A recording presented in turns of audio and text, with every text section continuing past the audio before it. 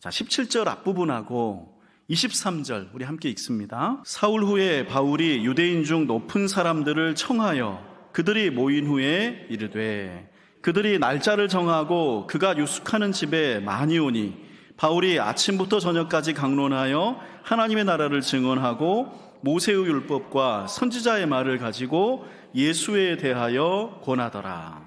바울은 로마의 시민들에게 복음을 전하기 전에 먼저 유대인들을 초청해서 복음을 말합니다. 지금까지 언제나 해온 방식 그대로죠. 자, 그러면 이 유대인 초청 집회 결과가 어떨까요? 여러분 이미 짐작하실 거예요. 24절과 25절 앞부분까지 함께 확인해 보겠습니다. 그 말을 믿는 사람도 있고 믿지 아니하는 사람도 있어 서로 맞지 아니하여 흩어질 때에. 얼른 보기에 바울의 말을 믿는 사람도 있겠구나 싶어서 나름대로 성과가 있었나 보다 싶지만요, 성경의 강조점은 25절에 있어요. 결국 흩어졌다고요. 그래서 바울이 28절에서 이렇게 탄식해요. 그런즉 하나님의 이 구원이 이방인에게로 보내어진 줄 알라. 그들은 그것을 들으리라 하더라. 오늘 말씀에서 바울은 끝까지 유대인들에게 복음을 전하는데 그게 막힙니다. 근데 그때 하나님은 바울의 눈을 들어서 유대인이 아니라 이방인을 보게 하셨습니다. 그 막힌 곳, 넘어진 곳, 괴롭게 하는 곳에 머물러 있게 하지 않으시고 다른 곳을 보게 하신 거예요. 여러분 사실 바울은 좀 이상해요. 바울이 처음 예수님 만났을 때부터 예수님이 그에게 주신 소명, 곧 목표가 뭐였어요? 이방인의 사도가 되라는 거였잖아요. 근데 바울이 계속 유대인들을 찾아다닙니다. 유대인들에게 매달려요. 맨날 거절당하는데 어느 도시를 가나 유대인 회당에 찾아가는 거를 고집스럽게 반복하는 거예요. 그럼 이상하지 않아요? 우리가 충분히 이해할 수 없는 뭔가가 바울의 마음 깊은 곳에 있었던 것 같아요. 근데 문제는 바울에게 그 유대인이라는 존재가 상처이자 실패의 반복이 된다는 현실이에요. 그는 거기에 매달리지만 넘을 수 없는 벽이라고요.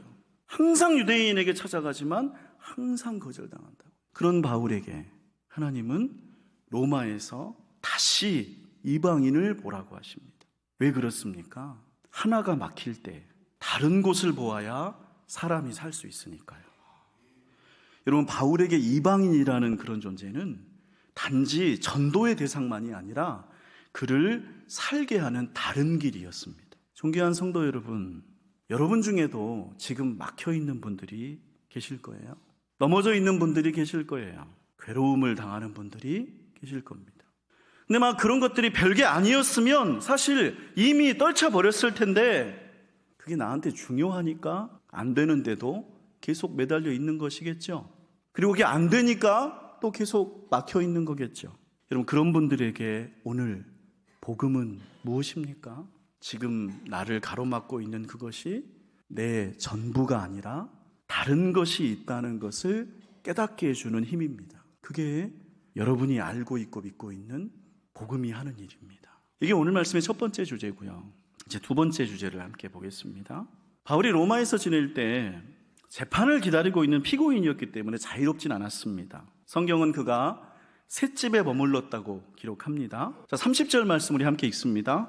바울이 온 이태를 자기 셋집에 머물면서 자기에게 오는 사람을 다 영접하고. 황제에게 재판을 받기 위해 로마로 온 피고인들은요, 일반적으로 군대 막사에서 머물게 됩니다. 도망가 버리면 곤란하잖아요. 그 군대 막사라는 곳, 감옥은 아니지만 군인 아닌 사람들은 아무도 찾아갈 수가 없는 곳에 있잖아요. 따라서 바울도 사실은 로마에서 군대 막사에서 지내야 했어요. 근데 어떤 특별 대우를 받습니까? 우리 16절 같이 읽습니다. 우리가 로마에 들어가니 바울에게는 자기를 지키는 한 군인과 함께 따로 있게 허락하더라. 따로 있게 허락받은 거예요. 따로 있을 수 있어서 바울은 새 집을 얻을 수 있었고 그 집으로 많은 사람들을 오게 해서 마음껏 복음을 전할 수 있었던 거죠. 만약에 바울이 다른 피고인들처럼 군대 막사에서 지내야 했다면 그는 천신만고 끝에 로마에 갔으면서도 거기서 아무것도 할 수 없었을 겁니다. 이런 특별 대우가 어떻게 가능했을까요? 하나님께서 백부장의 마음을 막 조종하셔가지고 하나님이 특별히 사랑하신 이 바울에게 호의를 보이게 만드신 걸까요? 아닙니다. 우리는 백부장이 왜 바울에게만 이렇게 특별한 호의를 베풀었는지 사실은 사도행전에서 쉽게 찾을 수 있습니다. 자, 백부장이 바울을 처음 만난 게요, 로마로 향하는 배에 오를 때였어요.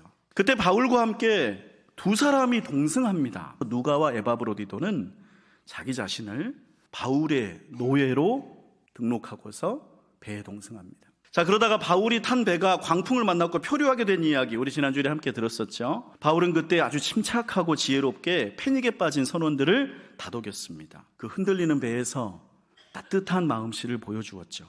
근데 백부장은 그런 바울을 지켜보았고 속으로 놀랐을 거예요. 왜냐하면 백부장이 알기에 바울은 종교사범입니다. 이게 쉽게 말하면 최신 사이비 지도자라고요. 근데 그런 사람들은 이렇게 사람들 목숨이 위태로워지는 위기 상황이 되면 어떻게 행동합니까? 광신적이 되잖아요. 나만 믿어야 산다 이렇게 말하잖아요. 이상한 짓들을 신앙의 이름으로 강요하잖아요. 그러나 바울이 보여준 장면이 어떤 거였어요? 모두를 살리려는 따뜻한 마음이었습니다. 백부장은 의아하게 여기면서 생각했겠죠. 기독교가 이런 건가? 사이비하고는 뭔가 다른 것 같네. 그리고 오늘 28장에서 백부장은 역시나 놀라운 장면을 봅니다. 우리 15절 함께 읽습니다. 그곳 형제들이 우리 소식을 듣고 아비오 광장과 트레이스 타베르네까지 맞으러 오니 바울이 그들을 보고 하나님께 감사하고 담대한 마음을 얻느니라. 바울이 하나님께 감사하고 용기를 얻었다고 기록하지만 그 장면 보고 진짜 놀란 사람은 바울을 호송하는 백부장이었겠죠. 도대체 기독교인들은 어떤 사람들이길래 죄수의 신분으로 재판받으러 오는 사람을 이렇게까지 환영하는가 하고요. 바울을 그렇게 맞았다는 말이에요. 성경은 복음의 일반적인 특성을 우리에게 보여주려고 해요. 바울뿐만 아니라 복음을 믿는 사람들이 어떻게 행동하는가를 보여준다고요. 바울은 난파되는 배에서 자기 혼자만 기도 응답받고 살겠다고 만족한 게 아니라 함께 항해하는 모든 사람들을 살리려고 애썼습니다. 근데 바울만 그렇게 한 게 아니에요. 바울이 처음 배를 탔을 때부터 누가와 에바브로디도는 바울을 위해서 그의 노예가 되기를 자청합니다. 바울을 돕기 위해 자기들의 삶을 희생하는 거죠. 그리고 오늘 로마 교인들은 바울을 환영하기 위해서 일부러 70km가 넘는 길을 걸어오는 거예요. 그걸 보고 바울이 감동받을 정도로 특별하고 열렬하게 환영해 줍니다. 근데 백부장은 그걸 알거든요. 이 바울이 로마에 처음 간다는 사실을. 바울이 로마에 개인적으로 아는 사람이 아무도 없다는 사실을. 근데 바울이 로마에 온다는 소식을 듣고 로마 시에서부터 이렇게나 많은 사람들이 이렇게나 멀리까지 바울을 환영하러 나온 것을 보았습니다. 그리고 깨달았겠죠. 기독교가 이런 거구나. 기독교는 자기 혼자 복받고 잘 살려고 하는 게 아니구나. 서로를 도우려고 하고 함께 살려고 애쓰는 사람들이구나. 서로 응원하는구나라고요. 그리고 이런 게 기독교라면 바울이 지금 재판을 받으러 로마에 왔지만 이 사람 결코 문제가 있거나 나쁜 사람은 아니겠네. 오히려 우리 로마를 위해서 반드시 살아야 할 사람이구나 생각했겠죠. 그래서 백부장은 바울이 셋집에서 따로 지낼 수 있도록 허락해 준 것입니다. 존귀한 성도 여러분, 사도행전의 마지막 메시지로 이 말씀을 드리고 싶습니다. 복음은 그것을 믿는 나를 살립니다. 내가 넘어진 곳, 막힌 곳, 상처 입은 곳에서 나를 건지고 새로운 길로 나아가게 합니다. 그렇게 해서 나를 거침이 없게 합니다. 그리고 복음은 다른 사람들을 돌봅니다. 바울도 다른 사람들을 돌보고 로마 교인들도 바울을 돌봅니다. 서로가 서로를 돌봅니다. 서로가 서로를 살립니다. 환영해주고 맞이해주죠. 이것이 복음입니다. 세상이 우리에게서 보는 것은 십자가입니다. 다른 사람들을 향한 사랑이에요. 예수님을 믿는 우리가 다른 이들을 살리고 돌보고 일으키고 환영할 때 그때 비로소 사람들은 복음이 무엇인지를 알게 되는 거죠.